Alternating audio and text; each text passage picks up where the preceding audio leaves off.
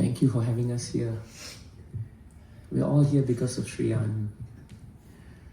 In Bhagavatam, there is a name for Krishna known as Samanjas. Samanjas means source of opportunity. Every opportunity we have, we should use that time to try and remember Krishna. Shriyan actually became an opportunity for all of us, because I think we were all introduced to each other just about the time when he was coming into this world. Mataji, you were expecting, right? And we met. And see how time has flown. Now he's a big boy, alert, sharp, I'm sure very mischievous. And the mischief will keep growing, I think. But enjoy this time, because this is the best time to be with them. This is a time when they're running circles around you. Once they reach a certain age, you'll be running circles around them. So it's good for it to be now. Wednesday is Ram Navami. And in Ramayana, there is a very interesting theme. There are so many themes in Ramayana. But there is one theme in Ramayana that is very powerful for all of us to think about just few days before Lord Ram's appearance. And it's a theme that actually affects all of us. It's actually the theme of the power of the law of karma, the power of the law of action and reaction. We have heard of karma so many times, and we know generally that karma means every action has a reaction. Even in the material world, without anyone being spiritually conscious, even from a materialistic point of view, people understand that every action has a consequence. It's almost commonsensical. Everyone knows that if I did something good or something bad will come out of it. The only thing is, in the spiritual world, this idea of karma is explored, because what we don't understand is that when we perform an action, at that point of time, there may be instant gratification and we may be enjoying something. But we don't realize that every action is like walking up a hill. When you walk up a hill, there is a point when you have to go up, and then you're at the summit. And then inevitably there is a time when you must come down. So that is definitely going to be there. So people sometimes don't understand that when we are in the pursuit, for example, of happiness, which is everybody's pursuit in this world, we don't realize that for that amount of happiness that comes, there is a requisite amount of difficulty and challenges that are also coming. We don't realize that that is actually the law of this material nature. It's only a question of when we will feel that. Sometimes you don't feel it for years. Sometimes you feel it for a few years and you feel it for the next few years. Sometimes people don't feel it for a whole lifetime. Maybe they have done so much punya in their previous lives that in this life they get everything. And they believe that this life will continue forever. But nothing continues forever. And so even whatever good things that we are reaping, eventually that must also go. It will also go. So some people become smarter to it. And what they do is that they understand that if I perform an action, there is a reaction. And if there's a reaction, there must be some atonement. So Bhagavatam discusses this idea of Prayaschitta. And you all would have heard of Prayaschitta. Sometimes a priest tells you, you're going through a bad time. And this bad time is because of some previous bad karmas that have happened. So what you should do is, you should do all these things. You should do these pujas, you should do that pujas. And when you finish it, then, the Prayaschitta is done. And you have atoned for your previous life sins. Or you have atoned for your previous actions. And then what happens is we feel that we are relieved of it. And what happens is we go back to doing the same things that we have done previously. And again we go for atonement. And again we perform the same activities. And again we go for atonement. So what we don't understand is that this process of karma is just going to keep us in this material world. We are just going to go on and on and on. Some lives we will be happy. Some lives we will have nothing. Some lives we will have something. But at the end of the day, what is the purpose of this wandering? That's very important. And the other thing that we should remember from Ramayana is this term that we call Ramban.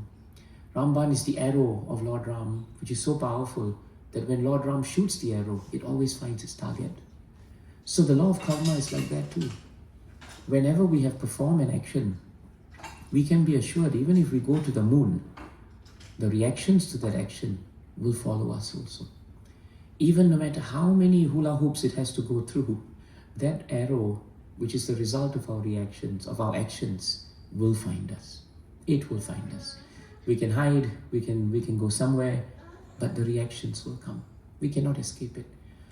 Dasharatha, the father of Lord Ram, he remembers what he did at the point of the time when Lord Ram is exiled. If you recall, Kaikeyi extracted the promise from Dasharath, and Dasharath had to comply.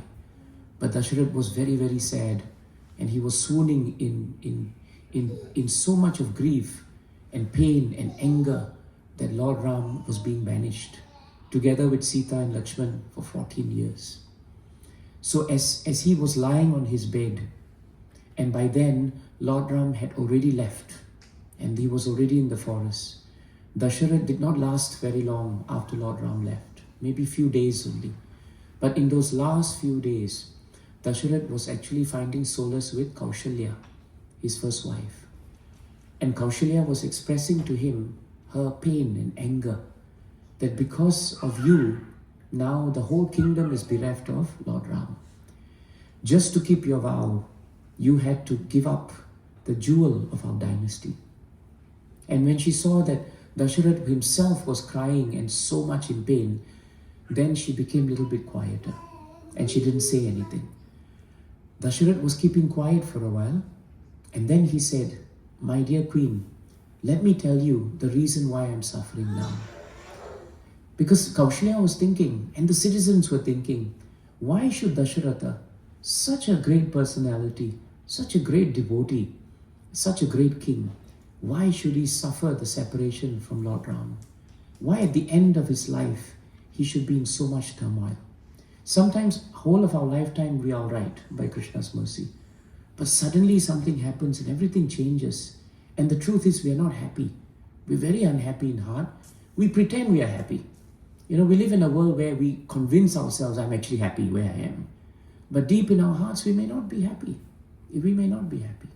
So Dasharatha was saying, at the end of my life, I thought I will be happy.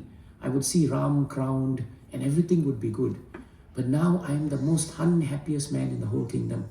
And I will tell you why, Kaushalya. Once when I was a young prince, I was actually traveling through the forest.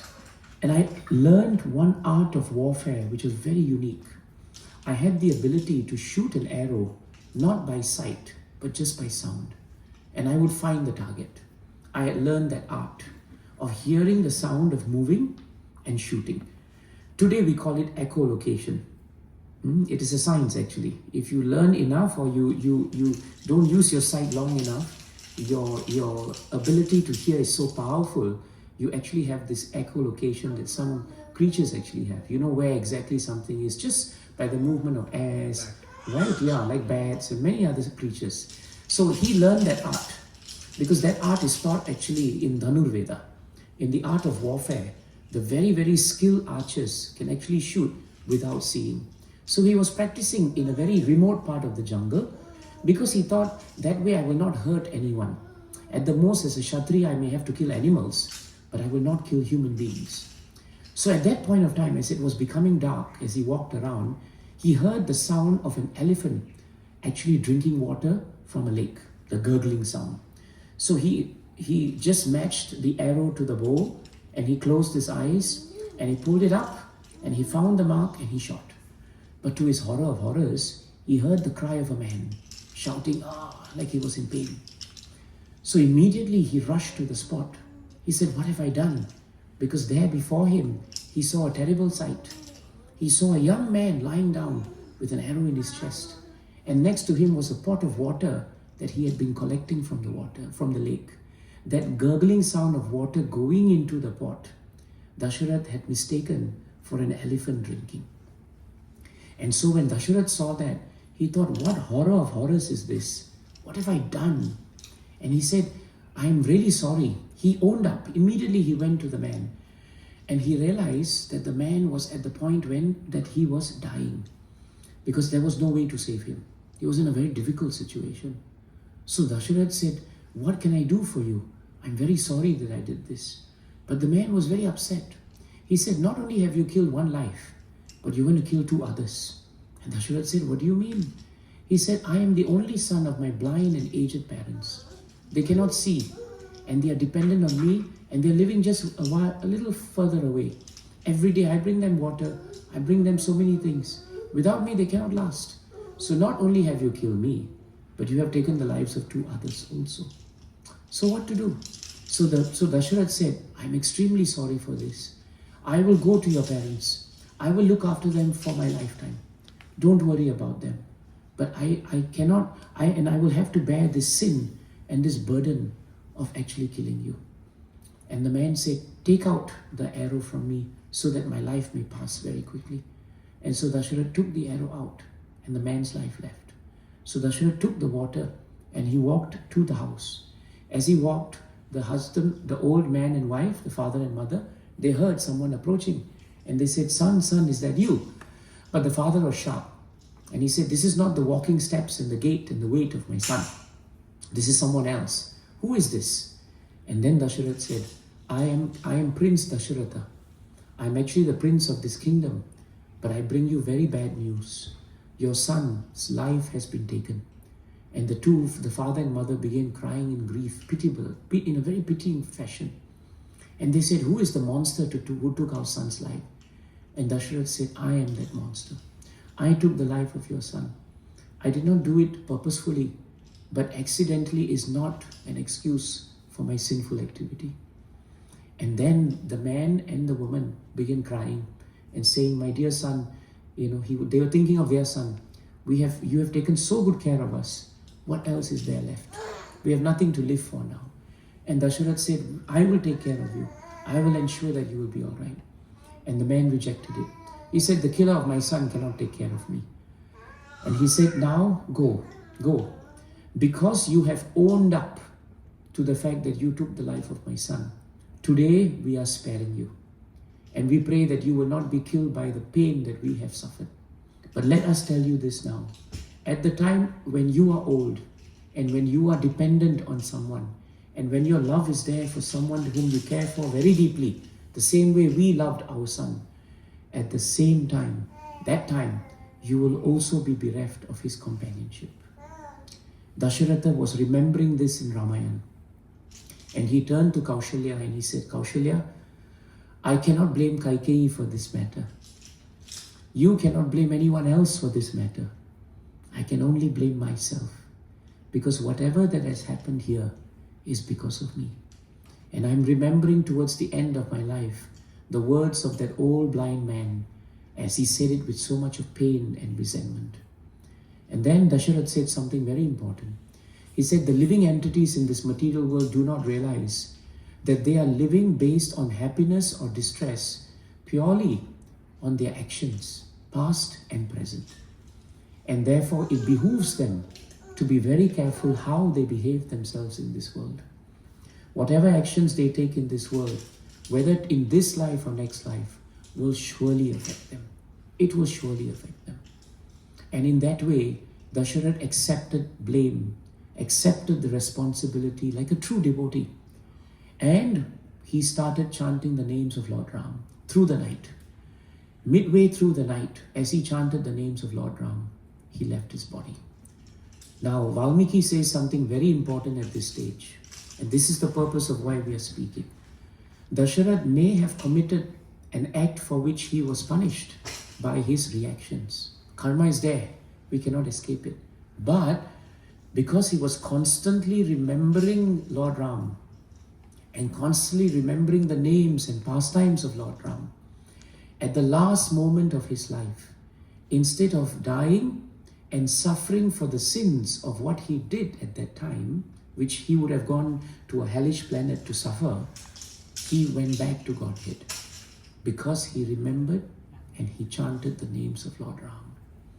So Ramayana tells us that even though we may have an imperfect existence, And many of us have committed activities for which we will have to suffer or enjoy, depending on what it comes. At the end of the day, devotional service is so powerful that if you chant Krishna's names, chant Lord Ram's names, chant Laddu Gopal's names, and if we do it regularly, and if we make it a part of our life, the day will come that no matter how many challenges we have, Krishna will claim us as his own.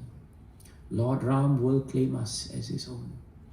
We will survive this difficult journey to cross this material ocean of birth and death. So this is very important.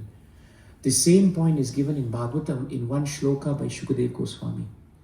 Kechit kevalaya bhaktya, 6.1.15 of Srimad Bhagavatam.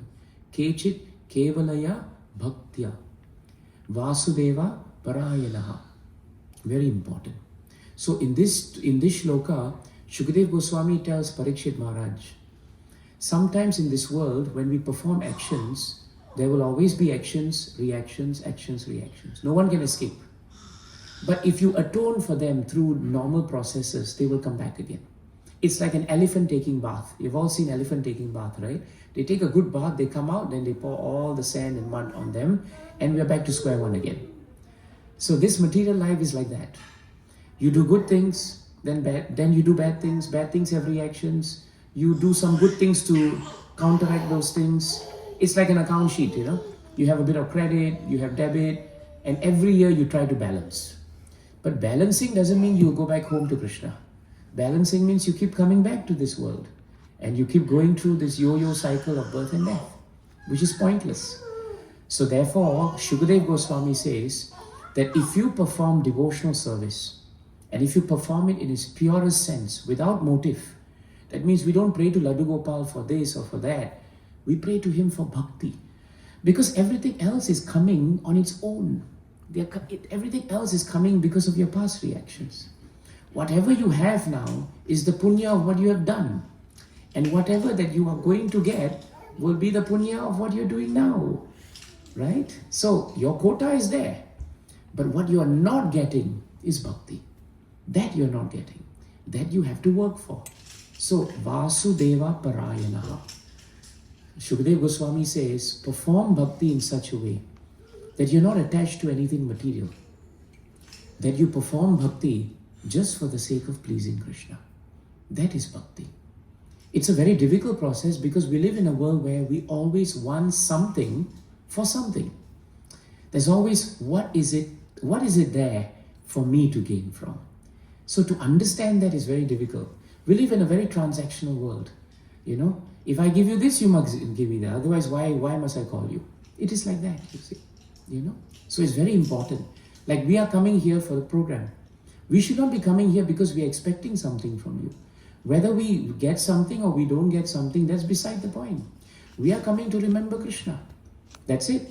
That is our motive. So whether we get something, we don't get something, it doesn't affect our relationship with anyone. Because we are very satisfied. Our aim is to come and hear about Krishna.